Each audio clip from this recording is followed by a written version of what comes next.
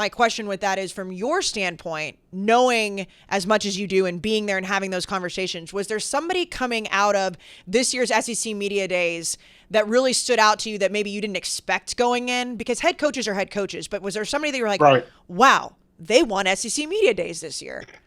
Yeah. Well, okay. Generally, it would be Hugh Freeze would be one, which I was really surprised that most of the general media was as surprised about how he handled things. Like, Hugh has always been able to work a room, always. Oh, yeah. Like, he knows how to get in there and talk and make you feel good about things. Like, and I don't think he went out of his way to hype his team or anything like that, because he's kind of trying to downplay expectations right now, because what they've done in the portal, I think, is the portal is just like it's a piss your pants cornucopia right now. Like, anybody sees anybody in the portal and they think he's the greatest player alive. I'm like, the kid doesn't have a start.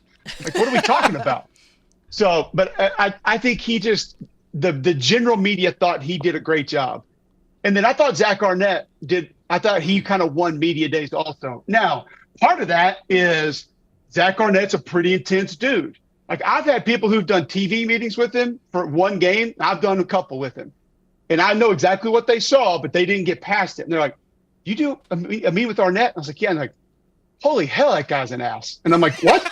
And they're like, just like nothing. He's like mean. He's like pissed the whole time. And I was just like, you got to get a little further down the road. Like, he's fine. He's great. Like, I love talking to him on the field before the game. Like, he's fantastic. And I just don't think anybody had seen any real personality from him. They didn't know him.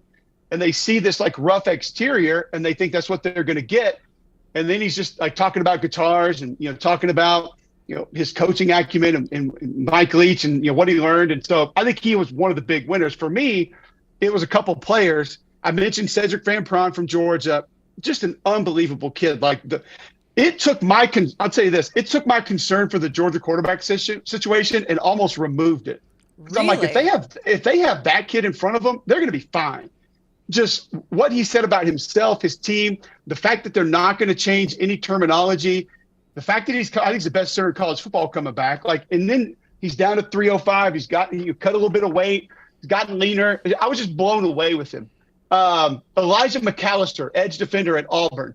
And I told Jacob Hester, we were doing SiriusXM, I said, now listen, this is not basketball media day, so just get ready. And he kind of laughed, and the kid walks in, and Jacob's like, you were not, like, he was like a power forward. He told us his wingspan is 7 feet. Oh my God. And you just start hearing him talking about, like, he didn't meet Hugh Freeze until the recruiting process out of the portal, and Hugh brings him to media day. So I think he's like on the leadership committee already. The other two kids said he's one of the best leaders on the football team. He was just somebody that stood out and wowed me. And then probably Jacob Warren, tight end at Tennessee, who told us that he does not want to start a business one day. He wants to open a strip mall with multiple businesses and own all the businesses in the strip mall, and already has this plan in place. Nice. He already knows what all the businesses are. He knows which ones he wants next to one another. And that's what he wants to do after he keeps playing football. Because Jacob, like with both those guys, Jacob's like, those dudes are going to take our job. I said, Jacob, those guys are going to be so far above our pay grade, man. Like, they ain't worried about talking about college football when they get out of here. They're going to be doing much more important things. So, and that's like, it's a weird deal. Like, I use Quinn Ewers as an example of this. We had the bowl game last year. And I mean, I'll be real. I've never met him. I didn't know what to expect, but I see this kid. Now, this is a football player's brain. All right. I'm not saying this is logical brain. This is football play. This is like meathead football player brain. He quits high school football. Yeah. Because that's what I call it. Okay. He quit. And then he goes there because he's got all this money on the line. He goes to Ohio State. He's driving this monster truck that he got from one of his NIL deals. Doesn't start right away, which, I mean, look who was there. You had to imagine that wasn't going to take place. Comes back to Texas. He's got the mullet. He's got the beard. Like, he's got all the NIL stuff. I'm like, oh, I can't wait to sit down with this kid. Like, this is going to be fascinating. We sit down with him. He is like literally soft-spoken, almost shy. He comes across, deflects all the attention to his teammates. Every question we asked about him, well, my offensive line really this, or my receivers do a great job of this, or, if it wasn't for Coach Sark and how he calls plays, and if it wasn't for this guy, like, everything deflected to his teammates. He took no responsibility for any success. And we walk out of there, and I was like, what was that? And Jordan Tom said the same thing. Just, I don't know if that's all the time, but that's not what we expected.